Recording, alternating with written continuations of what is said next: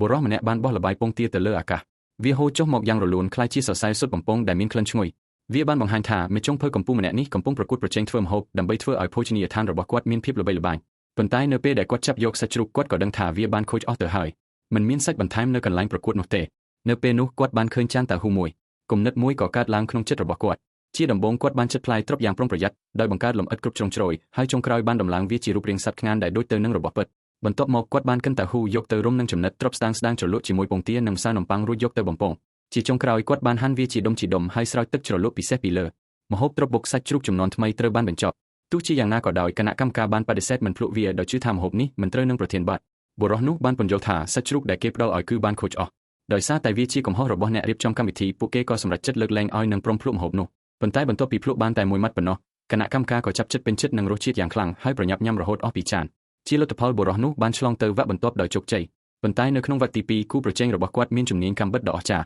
ក្នុងរយៈពេលតែ1នាទីប៉ុណ្ណោះគាត់បានឆ្លាក់ជារូបមនុស្សដ៏វិចិត្រនៅពេលនោះអ្នកអត្ថាធិប្បាយបានកត់សម្គាល់ឃើញថាបុរសនោះមានគម្រោងធ្វើម្ហូបចំនួន3មុខការធ្វើម្ហូបកាន់តែច្រើនហានិភ័យនៃការខុសឆ្គងក៏កាន់តែខ្ពស់នៅពេលដែលបុរសនោះរៀបនឹងស្រោចទឹកជ្រលក់លើម្ហូបរបស់គាត់ដងកាន់នៃឆ្នាំងរបស់គាត់ក៏ស្រាប់តែបាក់ឆ្នាំងដ៏ធ្ងន់បានធ្លាក់ចុះមកដែលបំផ្លាញការងាររបស់គាត់ទាំងអស់ភ្លាមៗបុរសនោះងាកក្រោយមកឃើញស្នាមញឹមដ៏អាក្រក់នៅលើមុខគូប្រជែងរបស់គាត់គូប្រជែងរបស់គាត់បានបង្ហាញម្ហូបរបស់ខ្លួនដោយមោទនភាពដោយសល់ពេលត្រឹមតែ10នាទីក្នុងកម្មវិធីប្រកួតបុរសនោះក៏បានរក្សាភាពស្ងប់ស្ងាត់វិញយ៉ាងរហ័សហើយចាប់យកពងទាបន្ទាប់មកគាត់ក៏ចាប់យកឆ្នាំងមួយទៀតហើយចាប់ផ្ដើមធ្វើម្ហូបឡើងវិញគាត់បានបោះចានពងទាដែលវារួចទៅលើអាកាសល្បាយពងទាហូរចុះមកយ៉ាងរលូនហើយគាត់ក៏ឆាវាឲ្យคล้ายជាសរសៃដូចសត្វបន្ទាប់មកគាត់បានដាក់គ្រឿងផ្សំដែលនៅសល់ចូលហើយឆាវាជាមួយបាយគាត់បានបញ្ចប់ម្ហូបនៅវិនាទីចុងក្រោយបន្ទាប់ពីភ្លក់ម្ហូបរបស់គូប្រជែងទាំងពីរគណៈកម្មការបានសរសើរគូប្រជែងដែលបានបង្កើតម្ហូបព្រះពុទ្ធលោតផ្លោះជញ្ជាំងដែលធម្មតាត្រូវចំណាយពេលរហូតដល់3ថ្ងៃដើម្បីរៀបចំតែគាត់ធ្វើបាននៅក្នុងរយៈពេលត្រឹមតែ1ម៉ោងប៉ុណ្ណោះទោះបីជាបាយឆារបស់បុរសនោះមានការគ្រប់គ្រងកម្ដៅបានល្អឥតខ្ចោះនិងបង្ហាញពីជំនាញដ៏អស្ចារ្យក៏ដោយក៏បាយឆាត្រូវការបាយដែលសល់ពីយប់មុនសិនដើម្បីទទួលបានបាយរសជាតិដ៏ល្អបំផុត